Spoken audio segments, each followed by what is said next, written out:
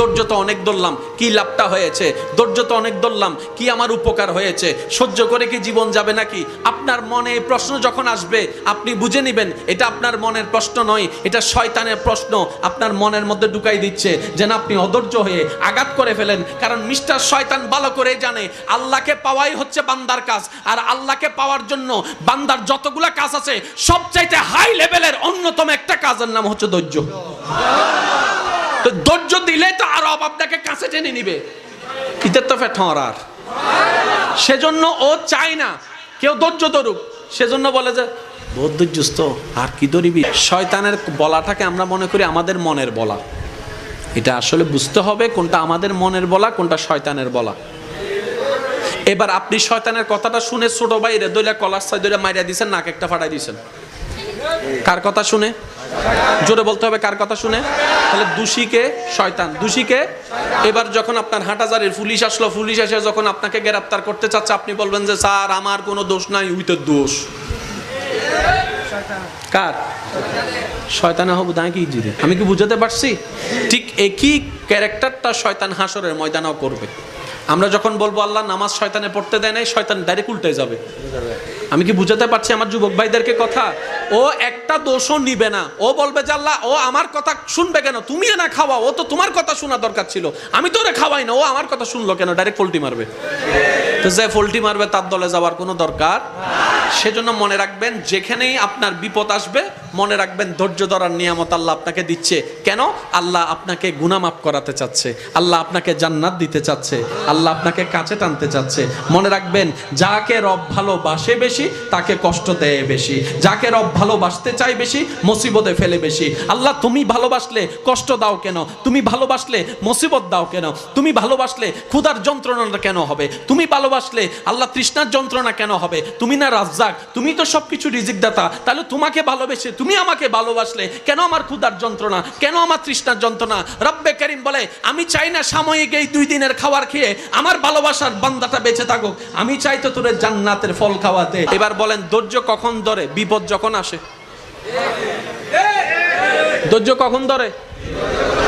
বিপদ কখন আসে? কষ্ট যখন আসে। কষ্টের পরেই বিপদ, বিপদের পরেই ধৈর্য। এবার আমি বলবো আপনারা শুধু আছে না নাই, আপনারা যেটা মন চাই সেটাই বলবেন। এজিদ বাহিনীর কাছে ফানির কষ্ট আছে। মিনাল আমওয়ালি ওয়াল আনফুসি ওয়াস সামারাত ওয়াবাশশিরিস সাবিরিন ওয়াবাশশিরিস সাবিরিন ওয়াবাশশিরিস সাবিরিন আল্লাযিনা ইযা আসাবাতুহুম মুসিবা ক্বালু ইন্না লিল্লাহি ওয়া ইন্না ইলাইহি রাজিউন। আমি রব কার সাথে আছি জানো? যারা ধৈর্য ধরে। ধৈর্য কারা ধরে জানো? যারা কষ্ট পায়। আল্লাহ কিসের কষ্ট? বলে যে পানির কষ্ট, খাবারের কষ্ট, ভয়ের কষ্ট, সম্পদ নষ্টের কষ্ট, জান নষ্টের কষ্ট। এই কষ্ট পাওয়ার পরও আল্লাহ আমি কিভাবে বুঝবো তুমি কার সাথে আছো? বলে যে যাদের ভিতরে দেখবা হাজার কষ্ট আসার পরে আমি আল্লাহর প্রতি কোনো আপত্তি জানাই নাই, আফসোস জানাই নাই, বিরক্তি দেখাই নাই, কষ্ট দেখাই নাই, প্রতিবারেই বলেছে আলহামদুলিল্লাহ, আল্লাহ তুমি যা করে খুশি, আমরা সেটা পেয়ে খুশি। বলেন না সুবহানাল্লাহ। রব চায় বান্দা কিছু একটা কর, অল্প করে হইলেও কর, আমার জন্য কর। বুঝে বুঝে বলেন না সুবহানাল্লাহ। বান্দা কিছু একটা কর, অল্প করে হলেও কর, আমাকে খুশি করার জন্য কর। ওই করাটা এমন ভাবে কর যে করাটা দেখে আমি মালিক খুশি হয়ে তোর সারা জীবনের গুনাহকে মাফ করে দিতে পারি।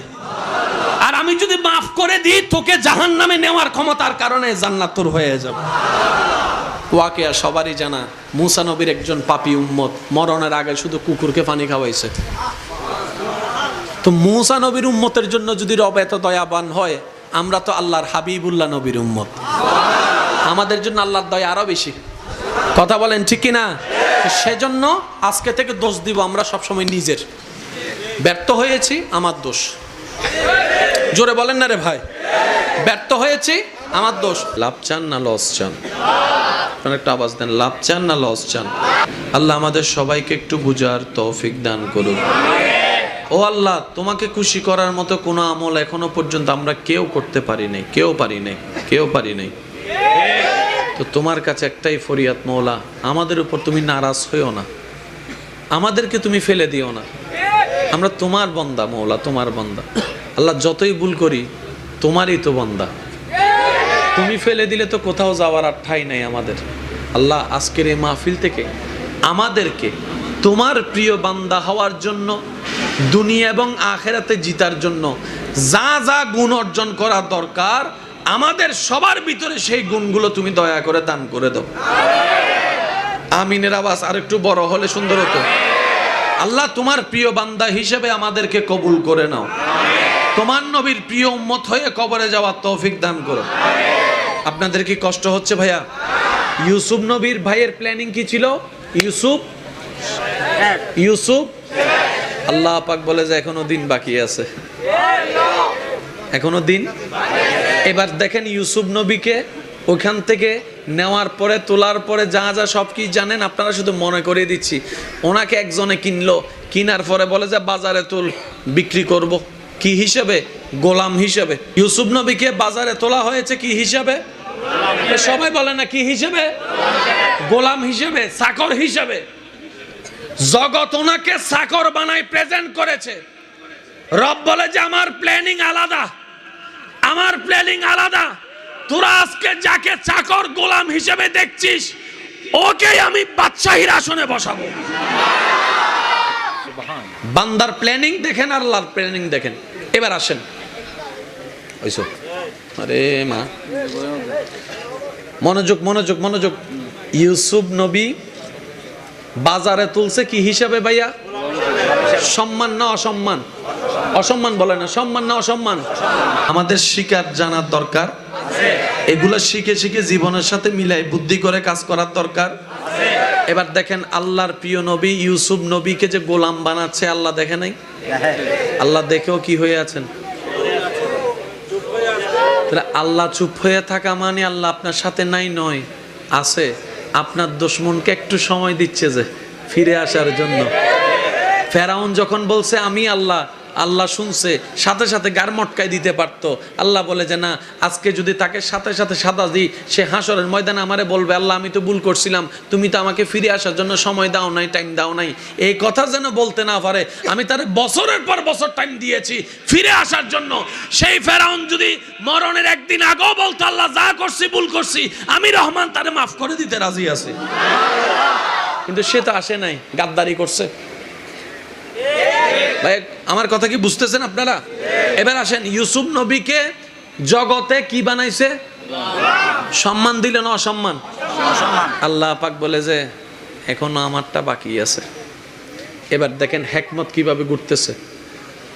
ওই বাজারে যতগুলা গোলাম, মানে তো বুঝতে পারছেন, মানে তৎকালীন সময়ে মানুষ কেনা বেচা হতো মানে টাকার বিনিময়ে। এটা বলতেও তো অসুন্দর, যেটা আমাদের নবী এসে একদম বন্ধ করে দিয়েছেন। সুবহানাল্লাহ। তো যখন ইউসুফ নবীকে বাজারে তুলছে, এখানে তো আরো অনেক মানুষ, অনেক গোলাম তুলছে, তাই না? ইউসুফ নবীর সৌন্দর্যটা এমন ছিল, চেহারার সৌন্দর্য, চোখের সৌন্দর্য এমন ছিল, হাজারটা গাঁদা ফুলের বাগানের ভিতরে একটা গোলাপ যেরকম, হাজার হাজার গোলামের ভিতরে ইউসুফ নবীর চেহারাটাও সেরকম। এবার যেই দেখতে আসে ওনার চেহারা দেখে, যে বিক্রি করতে আসছে ওনারে বলে চেহারা দেখে তো গোলাম মনে হচ্ছে না, মনে হয় যেন বাদশার ফুট, বাদশাহ। এটা তো গোলামের কিছুই লাগে না, ওকে দেখতে গোলামের তো কিছু লাগেই না, দেখতে তো বাদশাহ মনে হচ্ছে। যখন যে জিনিসটা ইউনিক হয় এটার দাম একটু জোরে বলে না, দাম একটু, আর দাম যদি বেশি হয় সবার পক্ষে কিনা সম্ভব, কিনতে হবে টাকাওয়ালা। তো তৎকালীন টাকাওয়ালাকে, রাজা বাদশার সাথে যারা থাকে ওরা। এবার দেখেন আল্লাহর হেকমতটা দেখেন, সবাই এসে এসে দেখে দেখে আফসোস করে করে চলে যাচ্ছে, টাকা তো নাই, টাকা তো নাই, টাকা তো নাই। সবগুলান 500 টাকা, এটার দাম 5000 টাকা, আমার পক্ষে কিনা সম্ভব না, টাকায় টাকা ছাড়া। এখন বাদশার একজন প্রতিনিধি, বাদশার কাছের মানুষ যখন আসছে, আসার পরে দেখেছে মা চেহারা তো মাশাআল্লাহ, কেউ তো কিনতে পারবে না, তা আমি তো বাদশার মানুষ, আমি কিনতে না পারলে তো প্রেস্টিজ স্পন্সর, ল আমারে দে। কিনছে কে? বাদশার কাছের মানুষ। কিনছে কে? যার সবসময় বাদশার কাছে আসা যাওয়া। বুঝেন না একটু? এমন একজন কিনছে যে বাদশার দরবারে সবসময় আসা যাওয়া করে, স্পেশাল মানুষ। এখন ও যদি ইউসুফ নবীকে কিনে, এখন অটোমেটিক ইউসুফ নবী ডাইরেক্ট ঢুকে গেছে গোলামের রাজ্য থেকে বাদশার ঘরে। সবাই যেখানে ওনাকে দোকানে বন্দি করার চিন্তা করছে গোলাম হিসেবে, বাইদের প্ল্যানিং ছিল হয়তো এটাই। আল্লাহ পাক বলে যে আমার মনসা আলাদা, তোরা যাকে গোলাম বানালি আমি তাকে বাদশা বানাবো, যাকে তোরা বাজারে রাখতে চেয়েছিস আমি আল্লাহ কুদরতি ব্যবস্থাপনা এখন ডাইরেক্ট রাজমহলে ঢুকাই দিছি। হিকমতকার আল্লাহ। ওইটা আপনার জীবনে আসা পর্যন্ত আপনাকে অপেক্ষা করার নামেই ধৈর্য। আবার বলছি, প্রত্যেকটা মানুষের জীবনে আল্লাহর একটা স্পেশাল দয়া থাকে। ওই দয়াটা আসা পর্যন্ত চুপ করে বসে থাকাটা, আমার আল্লাহ যা করে যা করে যা করে, এটার নাম ধৈর্য, এটার নাম সহ্য। আর যে ধৈর্য ধরে, ইন্নাল্লাহা মা'আস সাবিরিন, রব তার সাথেই থাকে। আর রব যার সাথে হয় সে কখনো ফেল হয় না। হিসাব ক্লিয়ার, এখানে কোনো ভেজাল নাই ভাই। এখন আপনার জিত আপনাকে জিততে হবে, আমার জিত আমাকে জিততে হবে। নিজে বাঁচিলে ভাই জোর নহত চাই, যারা নিচে বৈশ্য না আর ভাই চুপ করি থাকবেন, যারা চেয়ারত বৈশ্য মিটার একবার হন চাই। নিজে বাঁচিলে এই দুন মানুষের আওয়াজ ইল্লে ওই ভাই বুঝছি, ওনার আওয়াজ নয় দুন। যারা সিডাঙ্গে আসুন তারা একবার আওয়াজ দন, নিজে বাঁচিলে। ইয়া না বুঝা যাতে মেডিন সিডেঙ্গে, নলে তো রোহিঙ্গা তুন গুদু আই ঢুকি কি ভানলার কেন ওয়া সাই সিডেঙ্গে ওয়া মেডিট ফলে লোয়া সিডেঙ্গে ওলা কল একবার হ মারহাবা। ও বাজরি বে হাল্লে রায় দিয়ে দে, কেন আওয়াজ দিও না ভাই। আর আরেকবার মাহফিল করলে হয়তো শেয়ার হইলেও ভাই শেয়ার দিবে, নয়তো ডাইরেক্ট বডি হইলে বডি দিবে। দুই রকম হইলে মাহফিল দুই লই যাবি, মনে তাইব না ইনশাল্লাহ।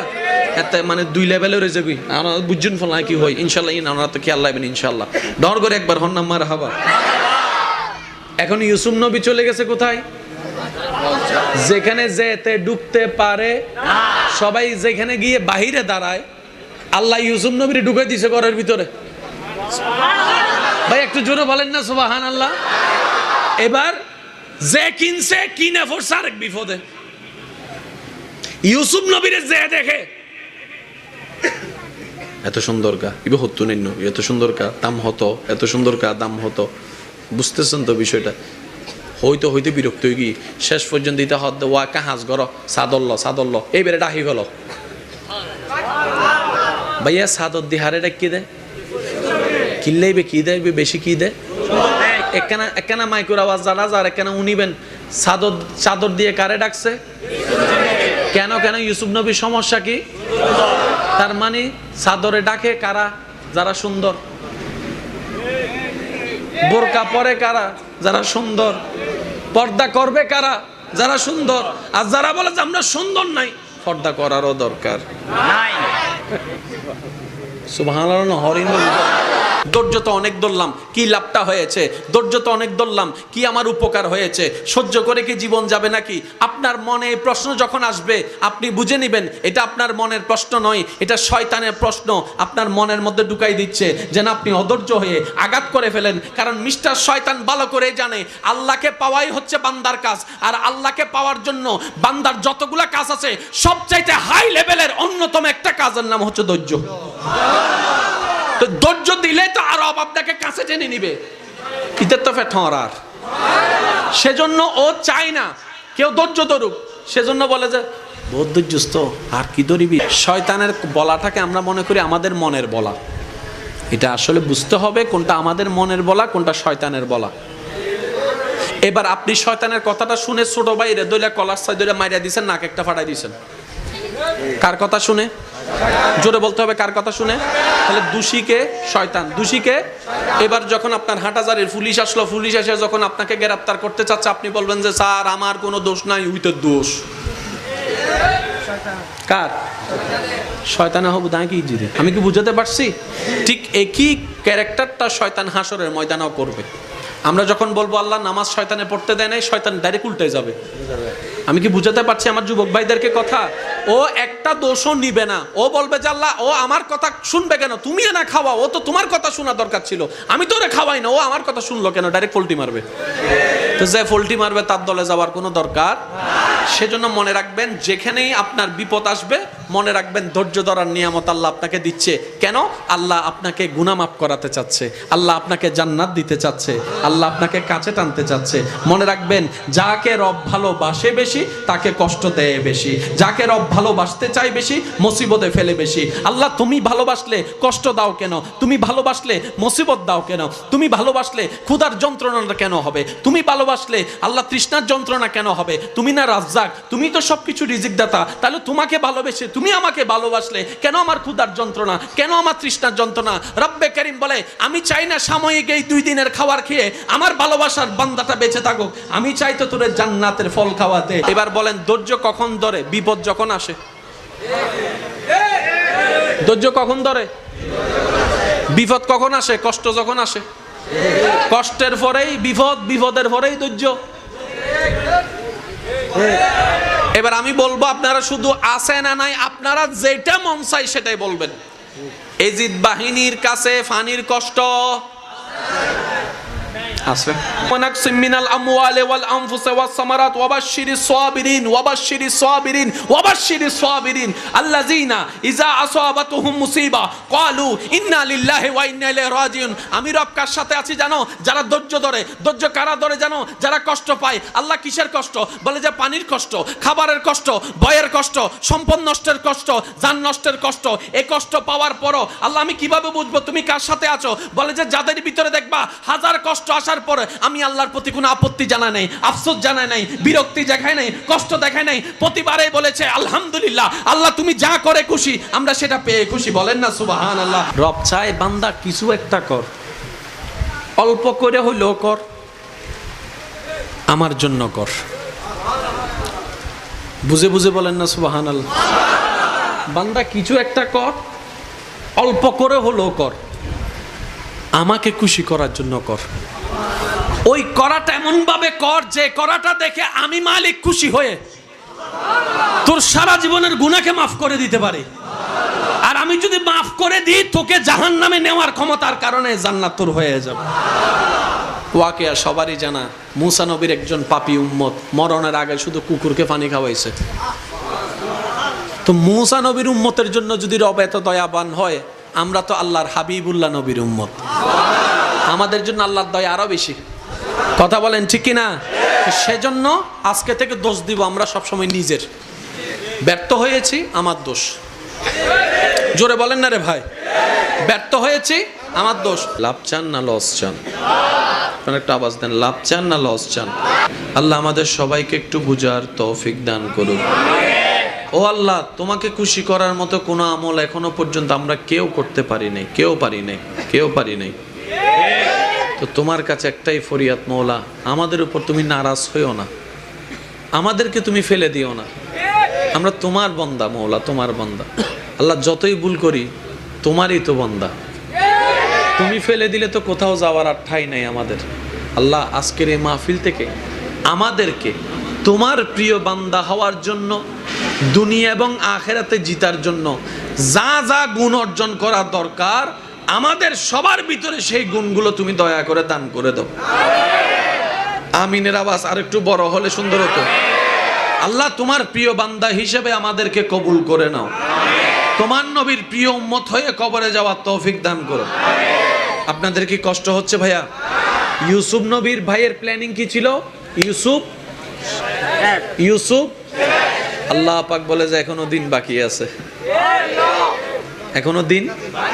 এবার দেখেন ইউসুফ নবীকে ওখান থেকে নেওয়ার পরে, তোলার পরে যা যা সব কি জানেন আপনারা, শুধু মনে করিয়ে দিচ্ছি।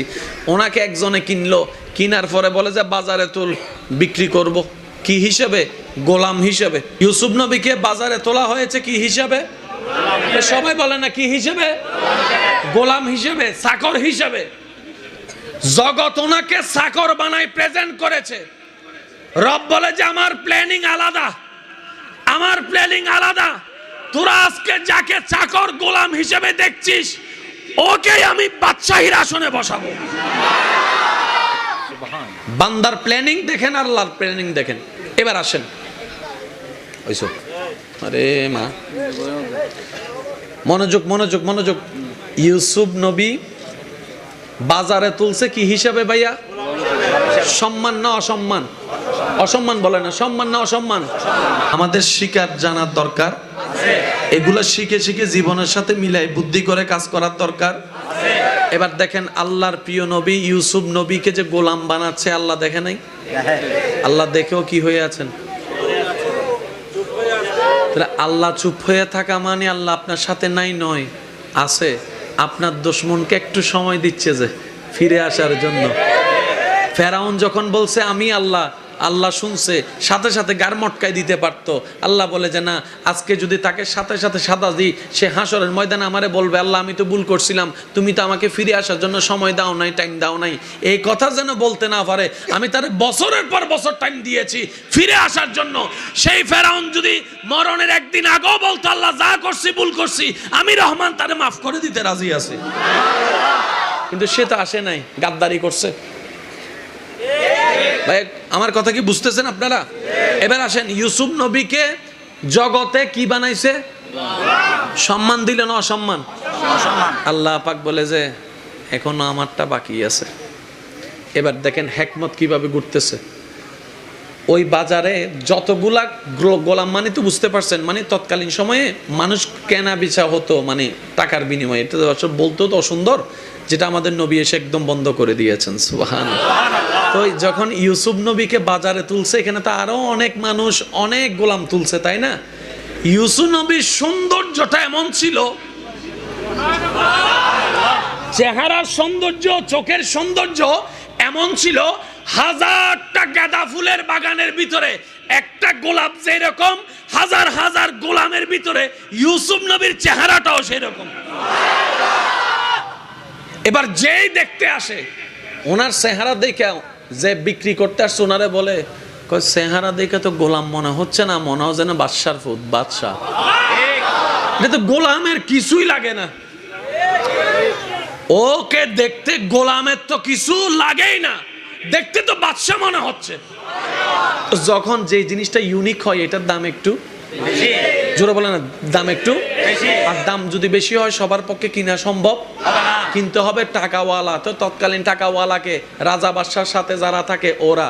এবার দেখেন আল্লাহর হেকমতটা দেখেন, সবাই এসে এসে দেখে দেখে আফসোস করে করে চলে যাচ্ছে, টাকা তো নাই, টাকা তো নাই, টাকা তো নাই। সব গুলান 500 টাকা, এটার দাম 5000 টাকা, আমার পক্ষে কিনা সম্ভব না, টাকায় টাকা ছাড়া। এখন বাদশার একজন প্রতিনিধি, বাদশার কাছের মানুষ যখন আসছে, আসার পরে দেখেছে মা চেহারা তো মাশাআল্লাহ, কেউ তো কিনতে পারবে না, তা আমি তো বাদশার মানুষ, আমি কিনতে না পারলে তো প্রেস্টিজ স্পন্সর, ল আমারে দে। কিনছে কে? বাদশার কাছের মানুষ। কিনছে কে? যার সবসময় বাদশার কাছে আসা যাওয়া। বুঝেন না একটু? এমন একজন কিনছে যে বাদশার দরবারে সবসময় আসা যাওয়া করে, স্পেশাল মানুষ। এখন ও যদি ইউসুফ নবীকে কিনে, এখন অটোমেটিক ইউসুফ নবী ডাইরেক্ট ঢুকে গেছে গোলামের রাজ্য থেকে বাদশার ঘরে। সবাই যেখানে ওনাকে দোকানে বন্দি করার চিন্তা করছে গোলাম হিসেবে, বাইদের প্ল্যানিং ছিল হয়তো এটাই। আল্লাহ পাক বলে যে আমার মনসা আলাদা, তোরা যাকে গোলাম বানালি আমি তাকে বাদশা বানাবো, যাকে তোরা বাজারে রাখতে চেয়েছিস আমি আল্লাহ কুদরতি ব্যবস্থাপনা এখন ডাইরেক্ট রাজমহলে ঢুকাই দিছি। হিকমতকার আল্লাহ। ওইটা আপনার জীবনে আসা পর্যন্ত আপনাকে অপেক্ষা করার নামই ধৈর্য। আবার বলছি, প্রত্যেকটা মানুষের জীবনে আল্লাহর একটা স্পেশাল দয়া থাকে। ওই দয়াটা আসা পর্যন্ত চুপ করে বসে থাকাটা, আমার আল্লাহ যা করে যা করে যা করে, এটার নাম ধৈর্য, এটার নাম সহ্য। আর যে ধৈর্য ধরে, ইন্নাল্লাহা মা সাবিরিন, রব তার সাথে থাকে। আর রব যার সাথে হয় সে কখনো ফেল হয় না। হিসাব ক্লিয়ার, এখানে কোনো ভেজাল নাই ভাই। এখন আপনার জিত আপনাকে জিততে হবে, আমার জিত আমাকে জিততে হবে। নিজে বাঁচিলে ভাই জোর নহত চাই, যারা নিচে বসছো না আর ভাই চুপ করি থাকবেন, যারা চেয়ারত বসছো মিটার একবার হন চাই, নিজে বাঁচিলে এই দুন মানুষের আওয়াজ ইল্লে ওই ভাই বুঝছি, ওনার আওয়াজ নয় দুন, যারা সিডাঙ্গে আসুন তারা একবার আওয়াজ দন, নিজে বাঁচিলে। ইয়া না বুঝা যাতে মেড ইন সিডেঙ্গে, নহলে তো রোহিঙ্গা তুন গুদু আই ঢুকি কি ভাল্লার কেন ওয়া সাই সিডেঙ্গে ওয়া মেড ইট ফলে লোয়া সিডেঙ্গে ওলা কল একবার হ মারহাবা ও বাজরি হাল্লে রায় দিয়ে দে, কেন আওয়াজ দিও না ভাই। আর আরেকবার মাহফিল করলে হয়তো শেয়ার হইলেও ভাই শেয়ার দিবে, নয়তো ডাইরেক্ট বডি হলে বডি দিবে, দুই রকম হইলে মাহফিল দুই লই যাবি মনে তাই বলে ইনশাল্লাহ এত মানে দুই লেভেলে রয়ে যাবি বুঝুন ফল কি হয় ইনশাল্লাহ ওনারা তো খেয়াল লাগবেন ইনশাল্লাহ ডর করে একবার হন নাম্বার হাবা। এখন ইউসুফ নবী চলে গেছে কোথায়? যেখানে যেতে ঢুকতে পারে সবাই, যেখানে গিয়ে বাহিরে দাঁড়ায় আল্লাহ ইউসুফ নবীর ঢুকে দিছে ঘরের ভিতরে। ভাই একটু জোরে বলেন না সুবহানাল্লাহ। এবার যে কিনছে কিনে পড়ছে আরেক বিপদে। ইউসুফ নবীরে যে দেখে এত সুন্দর কা ইবে হতো নিন্ন, এত সুন্দর কা দাম হতো, এত সুন্দর কা দাম হতো, বুঝতেছেন তো বিষয়টা? হইতে হইতে বিরক্ত হয়ে গিয়ে শেষ পর্যন্ত দিতে হদ ওয়া কাহাজ গর সাদল্ল এইবারে ডাকি গেল ভাইয়া সাদর দিহারে ডাকি দেয় কিনলেইবে কি দেয় বেশি কি দেয় একখানা মাইকুর আওয়াজ জানা যার একখানা উনিবেন চাদর দিয়ে কারে ডাকছে কেন ইউসুফ নবীর সমস্যা কি? তার মানে চাদরে ডাকে কারা? যারা সুন্দর।